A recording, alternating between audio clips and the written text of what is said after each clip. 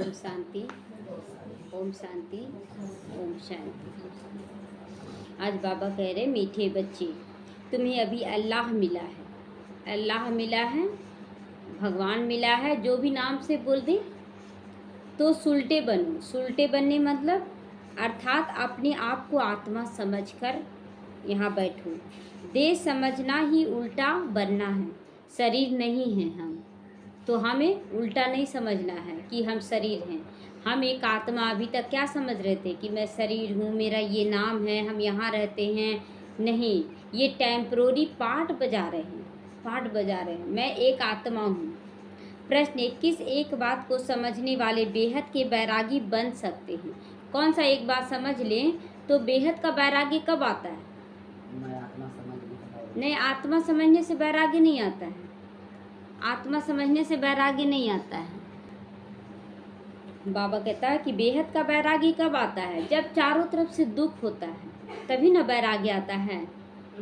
बैरागी तभी आता है जब शरीर में कष्ट, परिवार में कलह कलेश, कोई चीज़ कोई रास्ता नज़र नहीं आता है। तभी ना बोलते हैं कि भगवान हमको ले चलो। तो बैरागी वो है, वो तो मैं आत्मा हूँ, ये सत्य भान है मेरा। उत्तर है पुरानी दुनिया अब हॉपलेस हो गई है। हॉपलेस का मतलब होता है कि कोई उम्मीद ना, उम्मीद हो जाना, कोई उम्मीद नहीं। कब्रिस्तान बनना ही है ये दुनिया को। ये बाबा क्लियर कर रहा है, ये दुनिया कब्रिस्तान बनना ही है। यह बात समझ लो तो बेहद के बैरागी बन सकते। बाबा कहता है कि ये उत्तर बाबा दे रहा है कि पुरानी दुनिया हॉपलेस हो गई है। हॉपलेस यानी नाउम्मीद हो गई। कब्रिस्तान बनना है, यह बात समझ ली तो बेहद के बैरागी तो बन सकते हो। जब जान जाएंगे कि ये दुनिया ख़त्म होने वाली है। ये कौन कह रहा है? स्वयं भगवान कह रहा है। तो आप इससे उम्मीद लगाएंगे? उम्मीद नहीं लगाएंगे, करते चले जाएंगे। अच्छा, तन मन धन समय श्वास संकल्प सब कुछ सफल करते चले जाएंगे। और जिसको लगता है कि नहीं अभी तो दुनिया बचेगा, वो और दुनिया बनाने में लगा हुआ है और अचानक सारा दुनिया ख़त्म हो जाएगी। उस समय फिर कुछ भी समझ में नहीं आएगा कि क्या करे क्या ना करे। लगा दिए सारा पूंजी, सब कुछ लगा दिए जीवन, और ख़त्म हो जाए उस समय क्या हालत होता है? उस समय क्या हालत होता है? ना हंस सकते हैं, ना रो सकते हैं, पागल जैसा लगने लग जाता है। तो तुम जानते हो अब नई दुनिया स्थापन हो रही है, उसमें सहयोगी बनो। इस रुद्र ज्ञान यज्ञ में सारी पुरानी दुनिया स्वाहा हो जाएगी। यही एक बात बेहद का बैरागी तुम्हें बना देगी। तुम्हारी दिल इस कब्रिस्तान से निकल गई है ना हमारा दिल। ओम शांति। यूं तो डबल ओम शांति कहते हैं क्योंकि दो आत्माएं हैं, ब्रह्मा बाबा की आत्मा और शिव बाबा की आत्मा, दो आत्मा, इसे डबल ओम शांति कहते हैं। दोनों आत्माओं का स्वधर्म शांत है, दोनों है शांति। एक शांति का सागर है, दूसरा शांत स्वरूप है। बाप का भी स्वधर्म शांत है, बच्चे वहाँ शांति में रहते हैं, उनको कहा जाता है शांति धाम। बाप भी वहाँ रहते हैं। बाप तो सदैव पावन है, सदैव पावन है। बाकी जो भी मनुष्य मात्र वह पुनर्जन्म लेकर आप पवित्र बन जाते। जो भी मनुष्य मात्र में कृष्ण की भी आत्मा आ गई, जो ब्रह्मा की आत्मा बनी, तो सभी मनुष्य पतित बन जाते हैं, अशांत बन जाते हैं।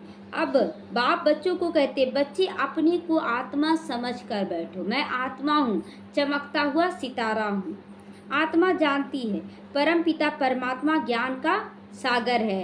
क्या, किस चीज़ का सागर? और शांति का सागर है, सुख का सागर है, आनंद का सागर है, वो सागर है। उनकी महिमा ये दिया जाता है। अब सागर का मतलब नहीं पानी का सागर हो गया, वैसा नहीं, मतलब कहने का असीम है, उसमें असीम सीमा नहीं है। तो वह सभी का बाप है और सभी का सदगति दाता भी। अब बाप है तो दुख से दूर करेगा कि नहीं? तो यही हुआ सदगति दाता, सच पर ले आ रहा। झूठ की दुनिया में हम फंस गए थे। तो सभी का बाप से वर्षे पर हक है, सभी का हक है कि नहीं वर्षे पर बाप के? तो सभी लेने के लिए पहुंचेंगे, चाहे वो कलयुग की अंतिम जन्म वाली आत्मा ही क्यों ना हो, वो भी लेने के लिए आएगी कि मेरा भी हक है। तो बाप से वर्षा क्या मिलता है? बच्चे जानते हैं कि बाप है स्वर्ग का रचयिता, तो जरूर स्वर्ग का वर्षा देंगे, और देंगे जरूर। नर्क में कब देंगे? जब हम दुखी होते तब तो हक देंगे ना बाबा। जब सुख में रहेंगे तो क्या हक देना, वो तो दिया हुआ है। तो हम लोग नर्क में हैं। नर्क का वर्षा कौन दिया? रावण देता है। इस समय सभी नर्कवासी है। कोई बोल सकता है कि हम सतयुग में हैं? कोई भी नहीं कह सकता, सभी नर्कवासी बन गए हैं। तो जरूर वर्षा रावण का मिला हुआ है। नर्क और स्वर्ग दो वर्षा होता है। वह यह कौन सुना रहे हैं? आत्मा। अज्ञान काल में सब कुछ आत्मा करती है, परंतु देह अभिमान होने के कारण समझती है कि शरीर सब कुछ करता है। करती है आत्मा। आत्मा यहाँ से देखिएगा, यहाँ से डायरेक्शन मिला, हाथ उठाओ तो तुरंत हाथ टूट जाएगा। तो ये आत्मा सब कुछ कर रही है, लेकिन हम मन को पढ़ने भूल जाते, संकल्पों का खेल भूल जाते हैं, तो समझते हैं कि हाथ अपने उठ जा रहा। अपने उठ जाएगा? मारना नहीं चाहते थे, मार दिए किसी को, ऐसा हो सकता है? तो यही देभान है। हम लोग यहाँ से संकल्प करते, ये बुरा, इसको अब मारना चाहिए, तभी मारते हैं, है ना। गाली देना चाहिए तो ही गाली देते हैं, देखना चाहिए तो ही देखते हैं। अचानक कुछ काम याद आ गया, सोए हुए हैं तो याद आ गया, किसको याद आया? पूरा शरीर तो सोया हुआ है, तो आत्मा को याद आता है ना, काम कुछ चढ़ाए हैं चूल्हे पर, उतारना है, अचानक उठ जाते हैं। शरीर एकदम शांत बैठा, अचानक पूरे शरीर को जगाते हैं तो कभी कभी थरथराहट भी हो जाएगा अचानक उठने से। तो समझते शरीर सब कुछ करता, करती तो आत्मा है। हमारा स्वधर्म शांत है, एकदम शांति से। इसीलिए बाबा कहते हैं ना कि एक भाई सीढ़ी पे चढ़ रहा था ना, जल्दी जल्दी चढ़ रहा था, तो वो भाई का शिकायत गया दादी प्रकाश मणि के पास। तो भाई जी उसको बुलाया गया, भाई को। वो सोच रहे हैं कि किस लिए बुलाया गया है, थोड़ा सा अंदर में लग रहा था डर। तो भाई जी देवी देवता का क्वालिटी बताइए। तो बहुत सारा क्वालिटी बताया। तो बोले कि अब ये चल के दिखाई तो भाई जी कि देवी देवता कैसे चलते हैं। अब जब चलने लगे तो चलेंगे देवी देवता की तरह, धीरे धीरे एकदम। तो उनको रियलाइज़ हुआ कि हम सीढ़ी पर दौड़ दौड़ के चलते हैं ना, इसीलिए शायद दादी ऐसे बोल रही है। तुरंत बोली, सॉरी दादी, आज के बाद ऐसा नहीं होगा। तो हम लोगों का हर चीज़ ना एक्यूरेट होना चाहिए, कैसे चलना है, कैसे करना है, स्थिरता होना चाहिए। अब ऐसा जल्दी जल्दी ना चले कि गिर जाएं फंस कर, ऐसा ना हो जाए। तो यह भूल जाती, हम रहने वाले शांति धाम के हैं। यह भी समझना चाहिए कि सचखंड ही झूठखंड बन गया ना, देवभान के अनुसार चलने लगे तो भारत सचखंड था, फिर रावण राज्य झूठखंड भी बनता है। यह तो कॉमन बात है कि रावण राज्य कैसे बन गया। अब अच्छा, बच्चा जन्म लिया तो बच्चे जैसा रहता है क्या? फिर बूढ़ा होता है कि नहीं? ये प्रकृति का नियम है, कोई भी चीज़ नया नया नहीं रहता है, धीरे धीरे पुराना होता है। तो ये पूछने की क्या बात है कि कैसे हो गया, नर्क कैसे बन गया? मनुष्य क्यों नहीं समझ सकते इस बात को? क्योंकि आत्मा तमो प्रधान हो गई। आत्मा में समझने का ताकत नहीं, वो बस जिद में अड़ जाती। नहीं, ऐसे कैसे हो सकता है? तो जिसको पत्थर बुद्धि भी कहते हैं, जिसने भारत को स्वर्ग बनाया, पूज्य बनाया, हम बच्चों को पुजारी बनकर उनको गाली देने लग जाते हैं। शिव बाबा को गाली दिए ना, बहुत सारा गाली दिए। इसमें इनका कोई दोष नहीं है, हम लोगों का कोई दोष नहीं है। बाबा फिर भी बोलता है किसी का कोई दोष नहीं। क्यों? बाप बच्चों को समझाते यह ड्रामा कैसे बना हुआ है, कैसे पूज्य से पुजारी बन गए। जन्म उतरते उतरते धीरे धीरे कलाएं कम होती गई। देखिए, एक छोटा बच्चा जितना मासूम होता है, बड़ा होने के बाद वो मासूम रहता है, उसके अपना बुद्धि चलना शुरू हो जाता है। उसी तरह जब सत्युग में होते हैं तो एकदम छोटा बच्चे के रूप में होते हैं, और जैसे जैसे जन्म बाई जन्म आगे बढ़ते हैं ना, अब शरीर का बुद्धि चलना शुरू हो जाता है, मन बुद्धि चलना शुरू हो जाता है, आत्मा का बुद्धि खत्म हो जाता है। आत्मा जो स्थिति है वो खत्म कर देती है। तो बाप समझाते हैं, आज से 5000 वर्ष पहले भारत में आदि सनातन देवी देवता धर्म था। कल की बात अब लग रही है ना, कल की बात लगती, कल देवी देवता थे, आज यहाँ पहुँच गया, फिर कल पहुँचने वाले हैं। परंतु मनुष्य बिल्कुल भूले हुए हैं। यह शास्त्र आदि सब भक्ति मार्ग के लिए बैठकर बनाए हैं। शास्त्र है ही भक्ति मार्ग के लिए, न कि ज्ञान के लिए। क्योंकि शास्त्र किसी का जीवन कहानी है, जैसे राम का कहानी, कृष्ण का कहानी और किसी का कहानी। लेकिन यहाँ पर परमात्मा ज्ञान का शास्त्र नहीं बनाते हैं। क्यों नहीं बनाते? क्योंकि आज हम लोग जो किए वो बताते हैं, और जो आगे करना है वो बताते हैं। तो इसका शास्त्र कैसे बनेगा? अब आज का जो काम करने वाले उसी का चर्चा करेंगे, तो शास्त्र पहले से कैसे बना देंगे बाबा? तो वही चर्चा, बच्चे तुम गाली देते हो, अब गाली मत दो, ये शास्त्र क्या बनेगा? हम लोगों को पढ़ाई पढ़ा रहे हैं ना बाबा। तो ज्ञान मार्ग का शास्त्र बनता ही नहीं। बाप ही कल्प कल्प आकर बच्चों को नॉलेज देते हैं। किसके लिए? देवता पद पाने के लिए, देवी देवता बनने के लिए। हमेशा देने वाला बन जाइए, कभी आसक्ति नहीं रखिए। देखिए, हमेशा आगे बढ़िएगा। देव भान आएगा, ये ऐसे है वो ऐसे, आप फंस जाएंगे।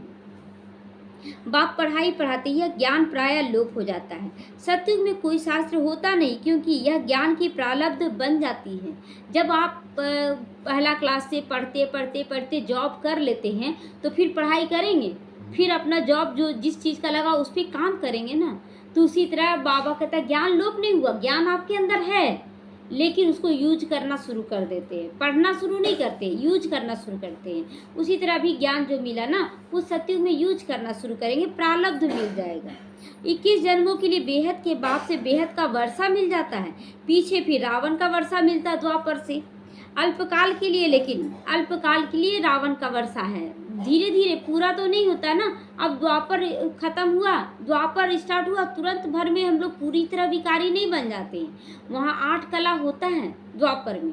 उसके बाद कलयुग में धीरे धीरे 9 कला में आना शुरू करते हैं। तो रावण का वर्षा अचानक नहीं मिलता है, बाप का वर्षा अचानक मिलता है, जिसको सन्यासी लोग काग विष्ठा के समान सुख कहते हैं। सुख क्या होता है फिर कलयुग में आने के बाद? सुख एकदम थोड़ा सा हो जाता है। और इस समय जो सन्यासी देखते हैं ना सुख, बोलते तुरंत दुख आ जाता है, तो वही बोलते हैं ना काग विष्ठा के समान सुख है।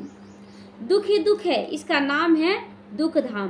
कलयुग के पहले है द्वापर, कलयुग के पहले है द्वापर, उसको कहेंगे सेमी दुख धाम। वैसा दुख धाम नहीं होता है कि बहुत दुख हो गया, हल्का फुल्का दुख हुआ द्वापर में।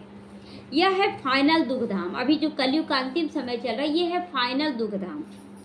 तो आत्मा ही 84 जन्म लेती है, नीचे उतरती है, क्लियर है? शरीर नहीं, शरीर तो आज ये शरीर छोड़ेंगे कल दूसरा शरीर ले लेंगे। आत्मा जर्नी पर है, यानी यात्रा पर। आज इस स्टेशन में पहुँचे, कल दूसरे स्टेशन में पहुँच जाएंगे, लेकिन जब मंजिल पर पहुँचेंगे तभी हम कहेंगे उतरेंगे हम ट्रेन से, अभी नहीं।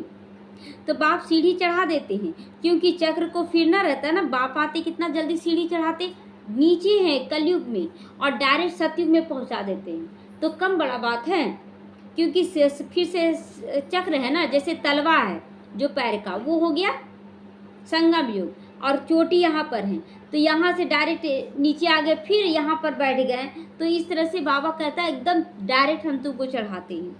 नई दुनिया थी, देवी देवताओं का राज्य था, दुख का नामो निशान नहीं था। इसीलिए दिखाते शेर बकरी इकट्ठा जल पीते। शेर बकरी इकट्ठा जल वहाँ सतयुग में पिएंगे। क्यों? क्योंकि यहाँ पर शेर जैसा परिस्थिति आएगा और आपको अपने मैंपन का त्याग कर बकरी बनकर एकदम शांत होकर उसको पार करना होगा, तब वहाँ शेर और बकरी इकट्ठा जल पिएंगे।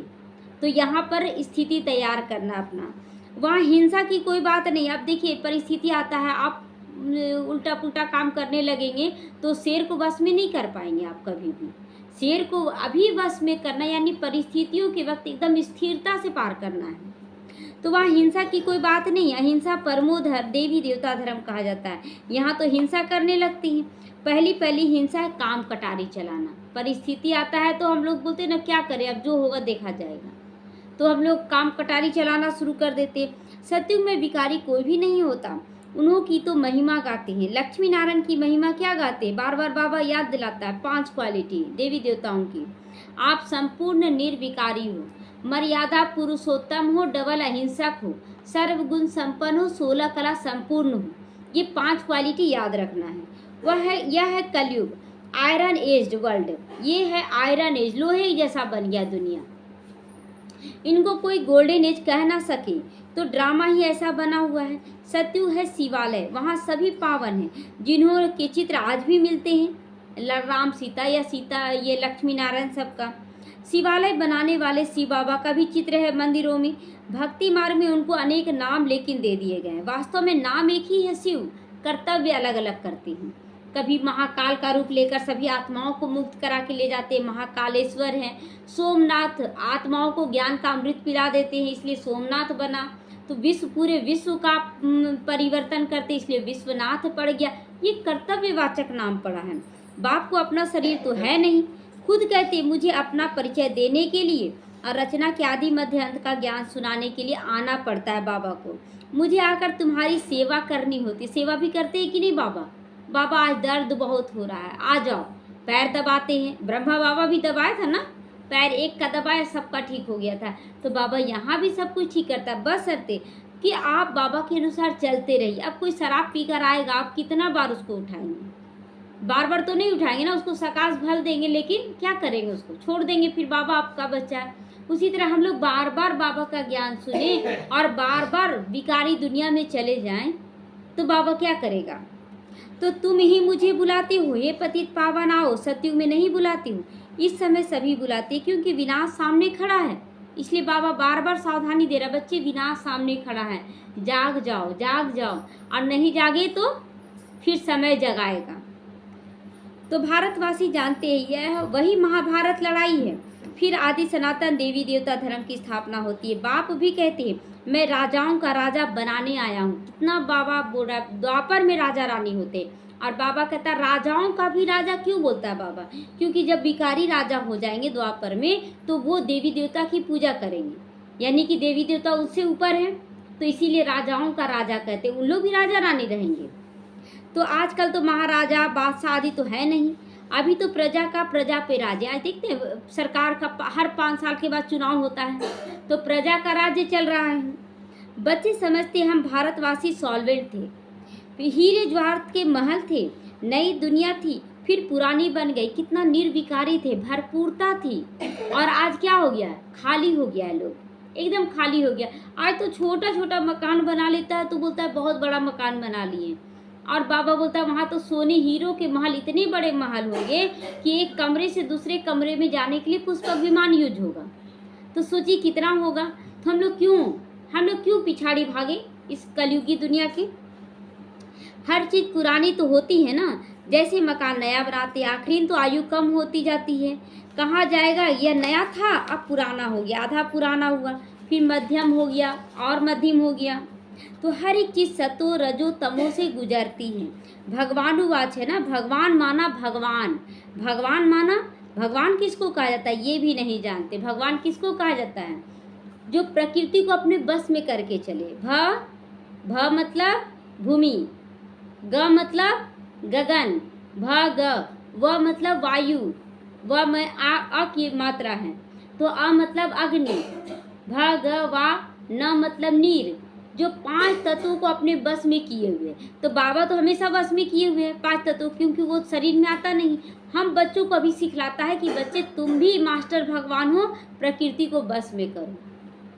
तो बाबा कहता है कि यहाँ पर भगवान को भी नहीं जानते कि भगवान होता क्या है, क्यों नाम पड़ा भगवान, तो वह भी नहीं जानते। राजा रानी भी है नहीं यहाँ तो प्रेसिडेंट, प्राइम मिनिस्टर और उनके अनेक ढेर मिनिस्टर हैं। सतयुग में है यथा राजा रानी तथा प्रजा, जैसा राजा रानी वैसा ही प्रजा होगा। फर्क तो बाप ने बता दिया है। सतयुग के जो मालिक है उन्हों के मिनिस्टर एडवाइजर होते नहीं, कोई एडवाइस देने वाला नहीं होता, राय मशवरा करने की वहाँ होती ही नहीं जरूरत, वहाँ तो सभी परफेक्ट होते हैं।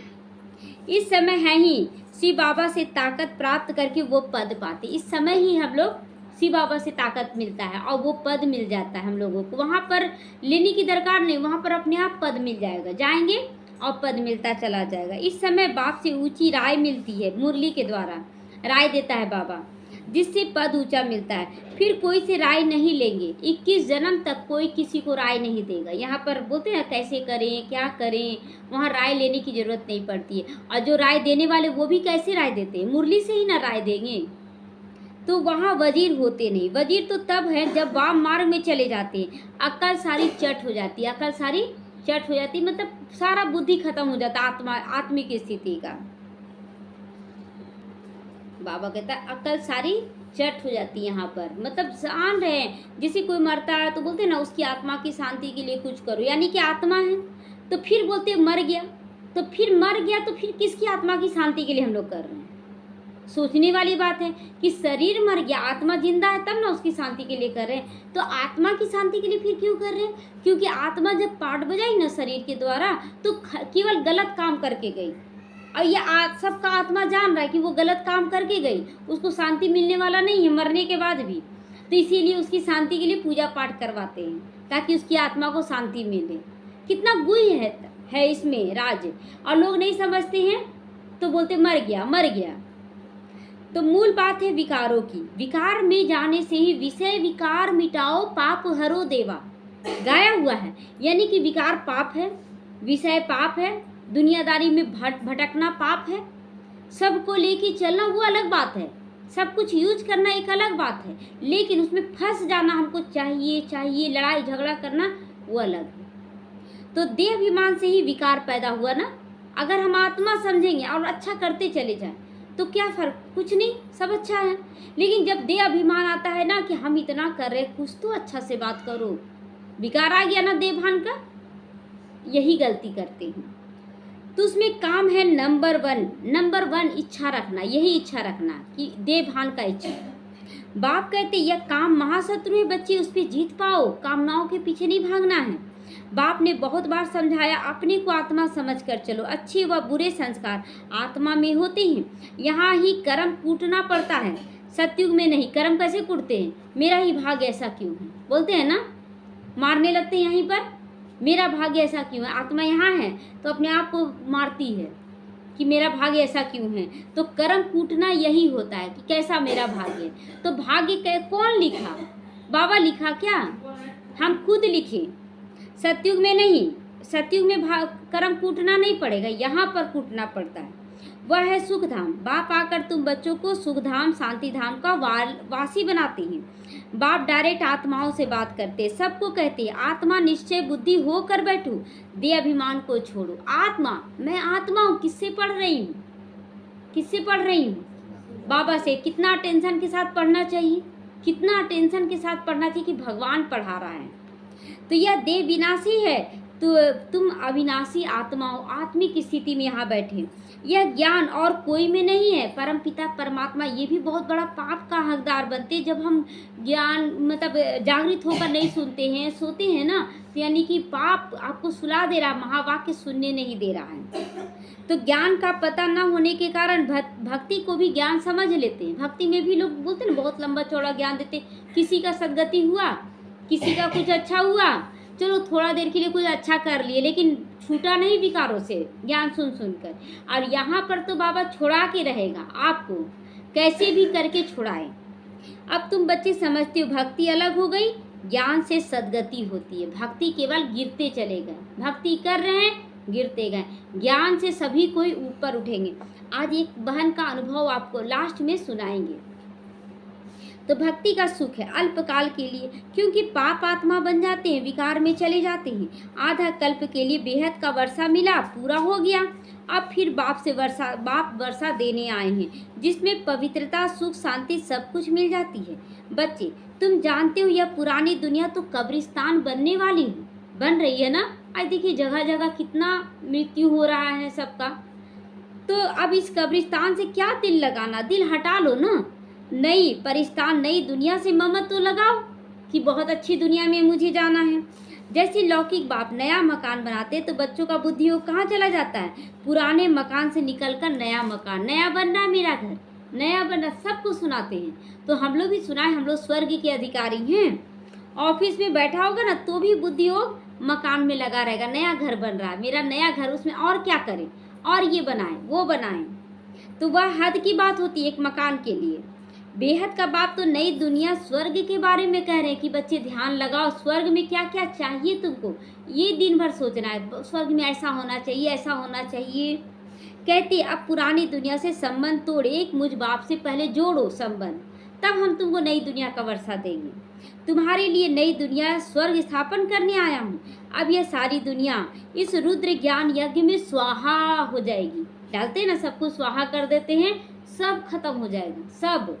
अभी एक आदमी का कितना धन पकड़ाया, कोई था पोस्ट वाला और उसका असिस्टेंट था, है ना, कितना धन पकड़ा रहा है, आज सब कहाँ छुपा के रखा हो, तो क्या मिल रहा है पैसों से क्या। तो वही तो बोलते हैं ना, बल्कि सफल कर लेना। हम लोगों को जो है सफल, कब मृत्यु हमें ले जाए क्या पता। देखिए तो 35,000 निकाल लिया बैंक से और डिग्गी में डाल दिया और कुछ सामान लाने चाहिए, पूरा डिग्गी तोड़ दिया ले। तो यह सारा झाड़ तमो प्रधान जड़ जड़ीभूत हो गया है, अब फिर नया बन रहा है। तो बाप समझाते बच्चे नई दुनिया की बातें करो, पुरानी की नहीं। अब नई दुनिया की बातें, वहाँ क्या क्या चाहिए हम लोगों को, कैसा चाहिए। जैसे मनुष्य बीमारी में भी हॉपलेस हो जाते हैं ना, यहाँ लोग हॉपलेस हो गए, मतलब कोई उम्मीद नहीं रख रहे हैं आपकी, नई उम्मीद ही नहीं है। देखते हैं जैसे कि किसी के ऊपर बहुत ज़्यादा कर्ज हो गया है तो उम्मीद से हार जाता है ना, कि अब कोई उम्मीद नहीं बचा, जबकि उम्मीद रहता है। सूरज का किरण, एक किरण भी आपके जीवन में रोशनी कर सकता है। समझते हैं इनका बचना तो मुश्किल है। अब बचना तो जब बीमारी ज़्यादा होता है तो बोलते हैं ये बचना मुश्किल है, और देखिएगा बहुत बच्चे बच जाते हैं। वैसे दुनिया भी हॉपलेस हो गई है, कब्रिस्तान बनना है, फिर इनको याद क्यों करते हो? यह है बेहद का संन्यास लेना। बेहद का मतलब सब कुछ देखते हुए सुनते हुए अंदर से स्थिर रहे एकदम।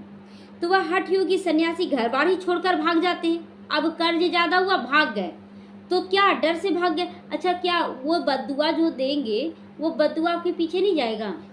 बद्दुआ जाएगा, हो सकता है कहीं एक्सीडेंट हो जाए, कहीं और कुछ हो जाए, कुछ भी हो सकता है। इसलिए भागना नहीं, हम लोगों को सामना करना। कोई गाली दे रहा, चुपचाप रहें, उसे क्षमा करे, क्षमा मांगे, दुआ दे और कोशिश करें उसका कर्जा चुकतू करने का।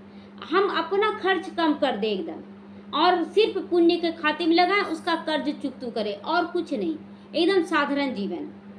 तो वह हठ योगी घर छोड़कर चले जाते। तुम पुरानी दुनिया का ही संन्यास करते हो, पुरानी दुनिया और फिर से नई दुनिया बन जाती है।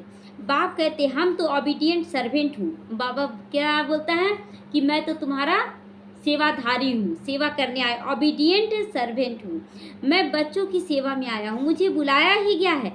बाबा हम पतित बन गए हैं, आप पतित दुनिया में, पतित शरीर में आकर हमें पावन बनाओ। कैसे आएंगे बाबा? निराकार, तो कोई ना कोई शरीर में आकर बताएंगे ना कि बच्चे तुमको ये करना है। तो निमंत्रण देखो कैसा देते हैं, सतयुग में तो देते नहीं। बाबा बोल रहा है, हंसी मजाक भी कर रहा है कि देखो सतयुग में तो बुलाते नहीं हो, और बुलाते कब हो? इस पतित दुनिया में, जहाँ खुद भी दुखी हो। तो पतित बनाने वाला रावण है, जिसको जलाते रहते हो, यह बहुत कड़ा दुश्मन है।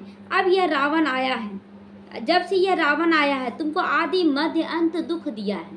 जब से आप क्रोध करना शुरू किए, तो क्रोध का पहला दिन से ही आपको दुख होना शुरू हो जाएगा। तो विषय सागर में गोते खाते रहते हो। विषय सागर मतलब कभी ये चाहिए, कभी वो चाहिए, कभी वो चाहिए। विषय है, एक विषय को पूरा किए, दूसरा विषय आ गया, दूसरा विषय किए, तीसरा आ गया, तो विकार में गिरते चले जाते हैं। अब पूरा नहीं होने के कारण विकार आ जाता है, गुस्सा आ जाता है। तो अब बाप कहते बच्चे विष पीना छोड़ दो, विष पीना छोड़ दो। क्या पियो? ज्ञान का अमृत पियो, रोज अज्ञान का अमृत पीना है। आधा कल्प रावण राज में तुम विकारों के कारण कितने दुखी बन गए, इतने मतवाले बन जाते हो ना। इतना मतवाला मतलब होश खो बैठते हो, और क्या करते हो? बेहोश होकर बाप को भी गाली दे देते हो, शिव बाबा को भी गाली देते हैं।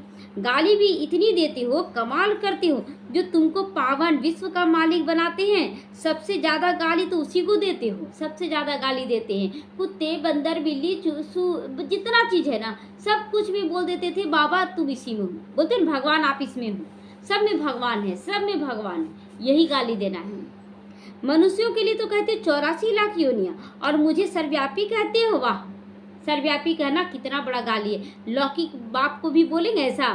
नहीं बोलेंगे, उसके लिए गाली है। अब भगवान के लिए गाली नहीं है। यह भी ड्रामा बना हुआ है, हमको भी सुनना है गाली। तुमको हंसी में समझाते ये सब बात, ये नहीं, आरोप नहीं लगा रहे बाबा, हंसी मजाक में ये सब समझा रहे। अच्छे अथवा बुरे संस्कार आत्मा में होता है ना, तो बाबा तो रियलाइज करवाएगा ना कि तुम क्या क्या पाप करके आए हो।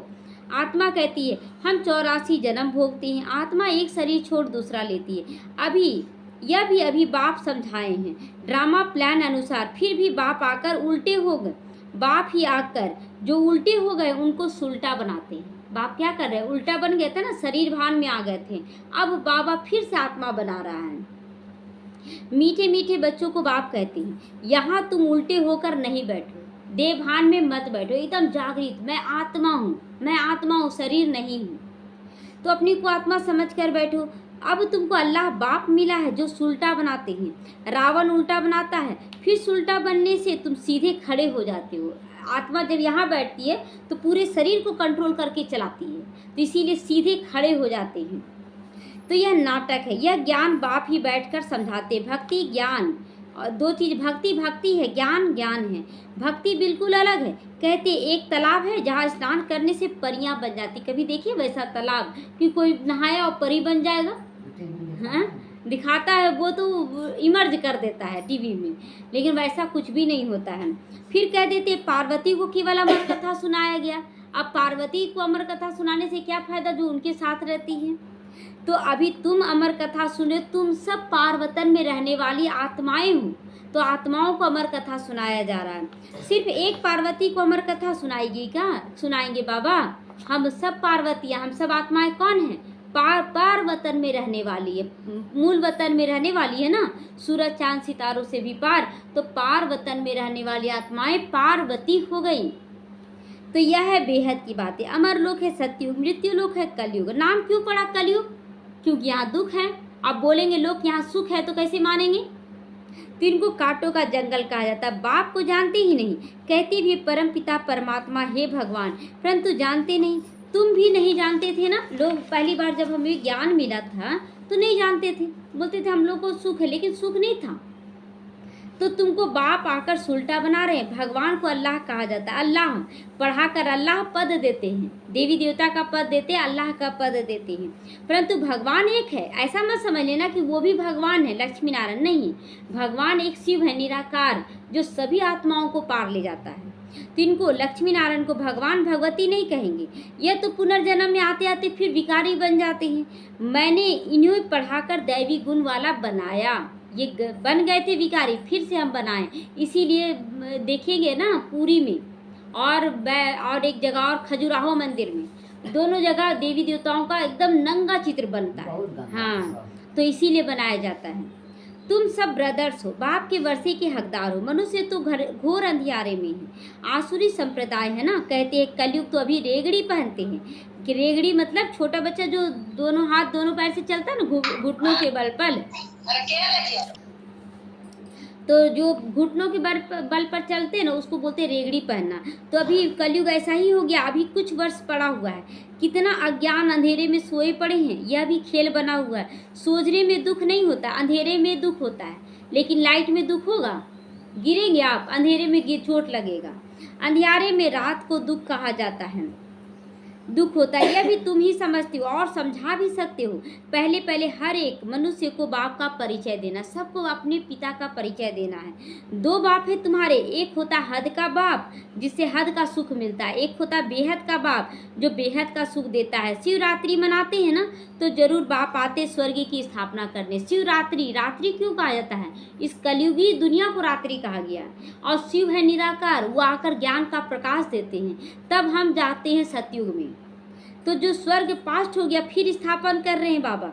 अभी तमो प्रधान दुनिया नर्क है। ड्रामा प्लान अनुसार जब एक्यूरेट समय होता है तब मैं आकर अपना पाठ अदा करता हूँ। द्वापर से बुलाते हैं बाबा को, नहीं आता है, वो ऊपर से ही साक्षात्कार करा देता है। जाओ, अगर तुमको लक्ष्मी जी का साक्षात्कार करना है लो, कर लो, तो दे देता है कराने के लिए। लेकिन बाबा नहीं आता, और अभी बाबा डायरेक्ट आया हुआ है। तो ये है वरदानों में, इस समय बाबा वरदानों में पाल रहे हैं। मैं निराकार हूँ, मुझे मुख तो जरूर चाहिए किसी का। अब बैल का मुख लेंगे तो बात कैसे करेंगे? बोलते हैं बैल की सवारी करके आया।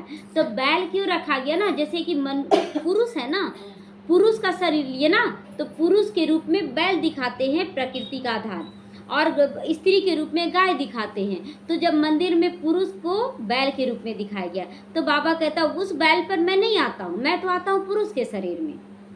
मैं मुख इनका लेता हूँ जो बहुत जन्मों के अंत के जन्म में वानप्रस्थ अवस्था में पहुँच जाते, मतलब बहुत जन्म के अंत में, यानी सतयुग से लेके कलयुग तक जन्म खत्म हो गया। अब अंतिम जन्म का भी क्या है, जन्म खत्म हो गया था, 60 साल में पहुँच गए थे, तब बाबा प्रवेश किया, तब इनमें प्रवेश करता हूँ। यह अपने जन्मों को नहीं जानता है। अच्छा, मीठे मीठे सीखे लदे बच्चों प्रति माता पिता बाप दादा का याद प्यार और गुड मॉर्निंग। रूहानी बाप की रूहानी बच्चों को नमस्ते। हम रूहानी बच्चों की रूहानी माता पिता बाप दादा को याद प्यार, गुड मॉर्निंग और नमस्ते नमस्ते। शुक्रिया बाबा, शुक्रिया। धारणा के लाजमुख के सारे, जैसे बाप डायरेक्ट आत्माओं से बात करते ऐसे स्वयं को आत्मा निश्चय करना है।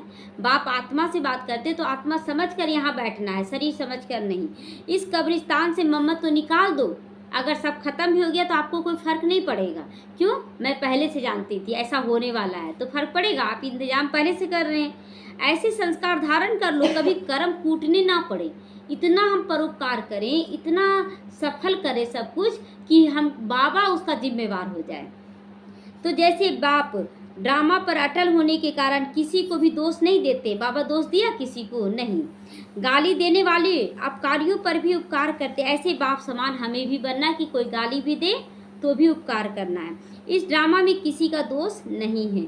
यह एक्यूरेट ड्रामा बना हुआ है, सबका ड्रामा बना हुआ है। वरदान है, वरदान में पहले डायरेक्शन मिलता है तब वरदान मिलता है। अगर डायरेक्शन को फॉलो नहीं करेंगे तो वरदान सफल नहीं होगा। तो क्या डायरेक्शन है? हर कदम में वरदाता से वरदान प्राप्त कर मेहनत से मुक्त रहने वाले अधिकारी आत्मा बनो। अधिकारी आत्मा कब बनेंगे? जब हर कदम में वरदाता के वरदान की स्मृति रहेगी कि मैं विजयी आत्मा हूँ। तो फिर डर कैसा? डरना तो नहीं है। तो जो हैं ही वरदाता के बच्चे, उन्हों को हर कदम में वरदाता से वरदान स्वतः ही मिलते हैं। वरदान ही है ना, उनकी पालना करते हैं। वरदान पालना दे रहा हम लोगों का। वरदानों की पालना में पलते हो। बिना मेहनत की इतनी श्रेष्ठ प्राप्तियां होना, इसे ही तो वरदान कहते हैं ना। इतना जल्दी सब कुछ मिल जाना, ये वरदान नहीं तो क्या है? आप कमाने जाइए ना, कितना समय लग जाता है एक दुकान को जमाने में, और यहाँ बाबा कितना जल्दी ऊपर उठा दिया। तो जन्म जन्म प्राप्ति के अधिकारी अब बन गए। अगर यहाँ प्राप्ति के अधिकारी बन गए तो जन्म जन्म के लिए बन गए। हर कदम में वरदाता का वरदान मिल रहा है, सदा ही मिलता रहेगा, ये भी गारंटी है, सदा ही मिलता रहेगा। और नहीं भी ना लेते जाए, बाबा आप मुझे वरदान दे रहे, मैं विजयी आत्मा हूँ, तो विजयी बनते जाए। लेकिन विजयी होने से पहले आपको सदगति, अच्छे रास्ते में चलना होगा। अधिकारी आत्मा के लिए दृष्टि से, बोल से, संबंध से वरदान ही वरदान है। हर तरह से बाबा वरदान दे रहा है। स्लोगन है, समय की रफ्तार के प्रमाण पुरुषार्थ की रफ्तार तीव्र करो। अब समय कैसा आ रहा है? लास्ट समय आ रहा है, तो पुरुषार्थ को और तेज करना है। 24 घंटे लगा दे। और क्या करना चाहिए बाबा? हमें और आगे बढ़ना है, आत्मिक स्थिति में आए। ओम शांति।